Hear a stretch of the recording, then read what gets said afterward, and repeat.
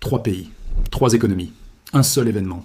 Et derrière lui, des milliards de dollars qui bougent en silence, pendant que le monde regarde autre chose. On va parler de la Coupe du Monde 2026. Pas des matchs, pas des équipes, pas des stades. On va parler de ce que personne n'ose vraiment analyser à voix haute. Le fait que cet événement est en train de devenir l'un des baromètres économiques les plus sous-estimés de la prochaine décennie. Et que derrière les tensions diplomatiques qui s'accumulent autour de ce tournoi, il y a un mouvement financier silencieux que très peu d'investisseurs ont commencé à lire correctement. Parce que quand un événement de cette ampleur commence à concentrer autour de lui des frictions géopolitiques, des pressions commerciales et des incertitudes monétaires, ce n'est plus seulement une compétition sportive, c'est un signal.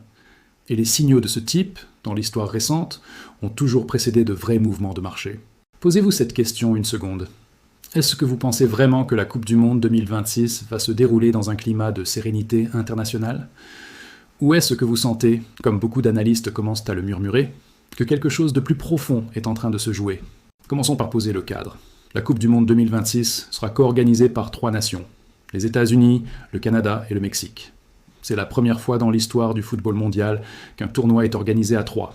Et sur le papier, c'est une vision grandiose. 76 matchs, 16 villes hôtes, une audience cumulée estimée à plus de 5 milliards de téléspectateurs, un événement capable de générer plusieurs dizaines de milliards de dollars d'activité économique directe et indirecte. Mais le papier, parfois, ne résiste pas au contact de la réalité géopolitique. Et la réalité géopolitique, en ce moment, ressemble très peu à un terrain de football propre et bien tracé. Ce que vous voyez dans les médias, c'est la surface, les déclarations, les tensions diplomatiques, les prises de position. Ce que vous ne voyez pas encore clairement, c'est la mécanique économique qui se déclenche en dessous. Et c'est précisément là que tout devient intéressant. Prenons d'abord l'angle que presque tout le monde rate. La Coupe du Monde ne génère pas seulement des revenus pendant son déroulement. Elle génère une anticipation économique qui s'étale sur plusieurs années avant l'événement lui-même. Les contrats de sponsoring, les droits de diffusion, les flux touristiques, les investissements en infrastructures, les dépenses publicitaires des grandes marques mondiales, tout ça se construit bien avant le coup d'envoi du premier match. Et quand des tensions internationales commencent à planer sur un événement de cette envergure, ce n'est pas en 2026 que les marchés vont réagir. C'est maintenant. C'est aujourd'hui.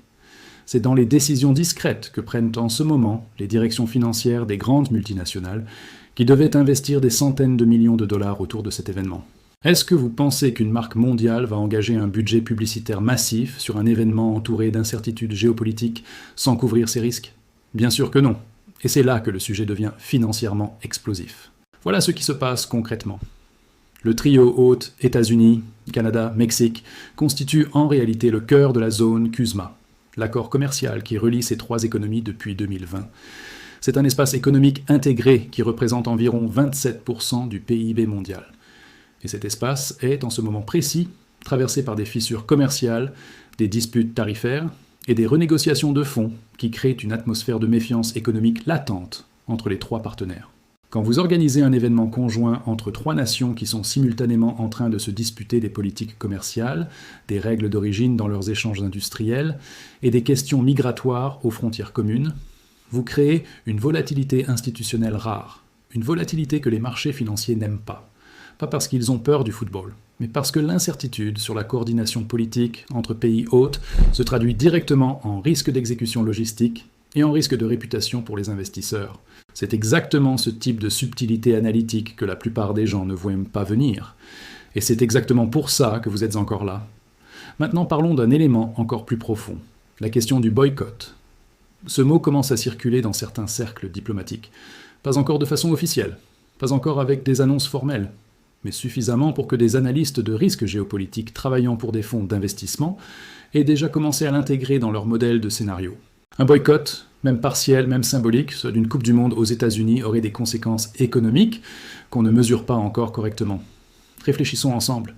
Une absence de plusieurs nations africaines ou moyen-orientales, par exemple, ne se traduirait pas seulement par des tribunes moins remplies dans certains stades.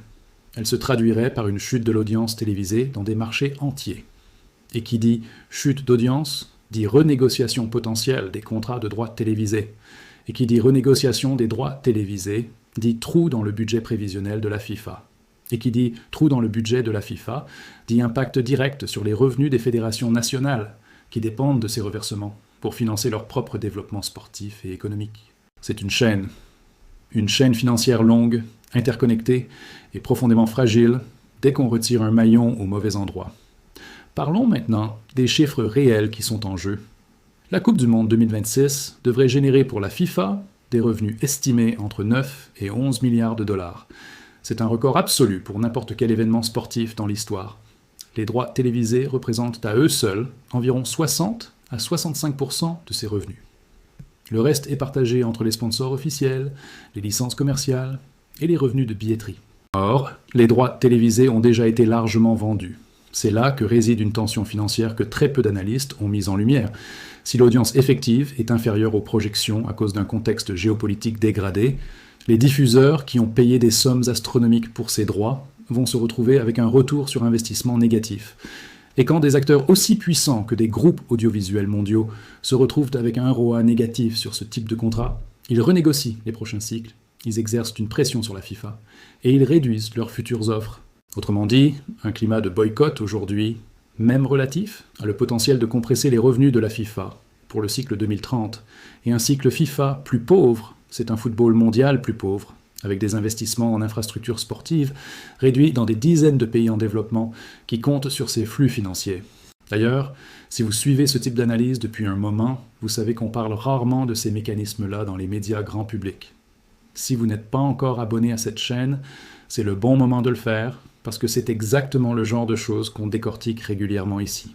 Mais il y a un autre angle encore plus intéressant, celui du dollar américain et de l'économie touristique. Les États-Unis sont le cœur de ce dispositif. Et une Coupe du Monde aux États-Unis, c'est une opportunité économique sans précédent pour le marché intérieur américain. Les estimations d'impact économique direct pour l'économie américaine tournent autour de 5 milliards de dollars. Hôtellerie, restauration, transport, sécurité, événementiel, des secteurs entiers ont déjà positionné leur capacité en anticipant cette manne. Et maintenant, voici la vraie question que vous devez vous poser. Qu'est-ce qui se passe pour ces secteurs si le contexte géopolitique détourne des flux touristiques significatifs? Qu'est-ce qui se passe si des supporters de certaines régions du monde choisissent de ne pas se déplacer aux États-Unis à cause d'un contexte politique perçu comme hostile ou risqué? Ce n'est pas une hypothèse abstraite, c'est un risque concret que les hôteliers, les compagnies aériennes et les opérateurs touristiques américains ont déjà commencé à intégrer dans leurs projections de remplissage. Et dans un contexte où l'économie américaine est déjà sous pression inflationniste et où la Réserve fédérale navigue dans un environnement monétaire délicat, une déception touristique de cette ampleur n'est pas un détail. Maintenant, regardons vers le sud. Le Mexique. Et là, le tableau devient encore plus complexe. Le Mexique traverse une période de transformation économique majeure. Le nearshoring, c'est-à-dire le déplacement de capacités de production depuis l'Asie vers le Mexique pour servir le marché américain, représente une tendance de fond qui attire des milliards d'investissements directs étrangers. Le Mexique est en train de se repositionner comme un hub industriel stratégique dans la chaîne d'approvisionnement nord-américaine. Et dans ce contexte, co-organiser une Coupe du Monde est une opportunité de signal extraordinaire. C'est une vitrine mondiale. C'est un argument de soft power économique immense pour attirer davantage d'investisseurs internationaux. Mais si ce signal est brouillé par des tensions avec son voisin du Nord, si la relation économique Mexico-Washington se dégrade au moment précis où le Mexique tente de maximiser sa visibilité internationale, alors l'effet d'attractivité attendu s'inverse. Et l'investissement direct étranger qui devait affluer peut hésiter, ralentir ou se repositionner vers d'autres marchés émergents. C'est le genre de scénario qui ne fait pas la une des journaux économiques aujourd'hui, mais qui peut très bien faire la une dans 18 mois. Et le Canada dans tout ça? Le Canada a une exposition particulière dans ce dispositif. En tant que co-organisateur discret, souvent éclipsé par le poids médiatique des États-Unis, il bénéficiera moins de l'exposition directe, mais sera exposé de la même façon aux risques systémiques. Et surtout, le Canada entretient une relation commerciale avec les États-Unis qui représente environ 75% de ses exportations totales. Quand les tensions commerciales entre Washington et ses partenaires augmentent, le Canada est en première ligne de l'instabilité économique qui en résulte. Il y a une vraie question ici que j'aimerais vous poser directement. Selon vous, lequel de ces trois pays hôtes sortira économiquement gagnant de la Coupe du Monde 2026, quelles que soient les tensions géopolitiques? Est-ce que vous pensez que c'est les États-Unis, le Mexique ou le Canada qui tirera le meilleur profit net de cet événement? Dites-le moi en commentaire, parce que les réponses à ce type de questions révèlent vraiment comment chacun lit l'économie mondiale en ce moment. Maintenant, revenons à la question centrale. Qu'est-ce que tout ça signifie pour vous, concrètement, en tant qu'observateur des marchés? Premier signal à surveiller, l'évolution des titres boursiers des grands sponsors officiels de la FIFA. Des marques comme Coca-Cola, Adidas, Hyundai ou des partenaires régionaux ont des expositions financières directes sur cet événement. Si le sentiment autour du tournoi se dégrade, leurs départements marketing peuvent revoir à la baisse leurs dépenses prévues. Et une révision à la baisse de budget marketing de plusieurs centaines de millions de dollars se voit dans les résultats trimestriels. Ce n'est pas un détail pour un actionnaire. Deuxième signal, les indices du secteur du tourisme et de l'hôtellerie dans les villes hautes américaines. New York, Los Angeles, Miami, Dallas, Seattle. Ces marchés immobiliers et hôteliers ont déjà intégré une prime d'anticipation liée à la Coupe du Monde. Si le risque de sous-performance touristique augmente, cette prime peut se corriger. Troisième signal, le peso mexicain. La devise mexicaine est extrêmement sensible aux signaux économiques bilatéraux avec les États-Unis. Dans un contexte où la Coupe du Monde devait être un catalyseur positif pour l'économie mexicaine, toute dégradation perçue du contexte diplomatique ou commercial avec Washington peut exercer une pression baissière sur le peso. Un peso faible est une arme à double tranchant. Il favorise les exportations mexicaines mais augmente l'inflation importée et fragilise les bilans des entreprises mexicaines exposées à la dette en dollars. Et maintenant, voici peut-être l'élément le plus contre-intuitif de toute cette analyse. Les marchés financiers adorent les événements planifiés, même complexes. Pourquoi ? Parce que la planification crée de la prévisibilité. Et la prévisibilité, même imparfaite, est toujours préférable à l'incertitude totale. Ce que les marchés n'aiment pas, c'est l'incertitude non pricée. C'est-à-dire une incertitude qui n'a pas encore été intégrée dans les valorisations. Et c'est exactement dans cette zone que nous nous trouvons en ce moment avec la Coupe du Monde 2026. Le risque géopolitique autour de cet événement est réel, documentable et croissant. Mais il n'est pas encore pleinement intégré dans les modèles financiers des acteurs qui ont le plus à perdre. Cette asymétrie entre la réalité du risque et sa perception par les marchés, c'est souvent là que les investisseurs les plus attentifs trouvent leurs meilleures opportunités de positionnement défensif ou contracyclique. Est-ce que vous pensez que c'est une opportunité ou un piège ? Sérieusement, parce que ça dépend entièrement de votre horizon d'investissement et de votre appétit pour le risque, et j'adorerais lire votre analyse en commentaire. Ce qu'il faut retenir de tout ce que vous venez d'entendre, c'est ceci. La Coupe du Monde 2026 n'est pas seulement un événement sportif, c'est un révélateur économique, un concentré de tensions, d'opportunités et de risques financiers qui sont en train de se construire lentement, sous la surface, pendant que la majorité des gens ne regardent que le calendrier des matchs et les groupes de qualification. Les grandes coupes du monde ont toujours eu une dimension économique puissante. Mais celle-ci arrive à un moment particulièrement sensible de l'économie mondiale.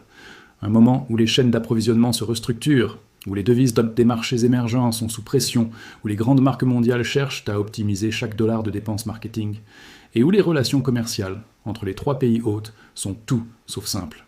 Ce n'est pas une raison de paniquer, c'est une raison de regarder plus attentivement. Parce que les événements qui concentrent autant de variables économiques sont aussi ceux qui créent les signaux les plus clairs pour ceux qui savent quoi observer. Et vous, maintenant, vous savez quoi observer. Si cette vidéo vous a appris quelque chose que vous n'aviez pas vu ailleurs, partagez-la à quelqu'un qui pense que la finance mondiale, c'est trop compliqué pour lui.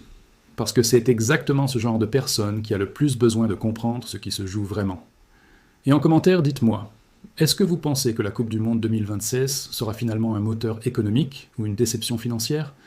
Je lis tous vos commentaires. À très vite.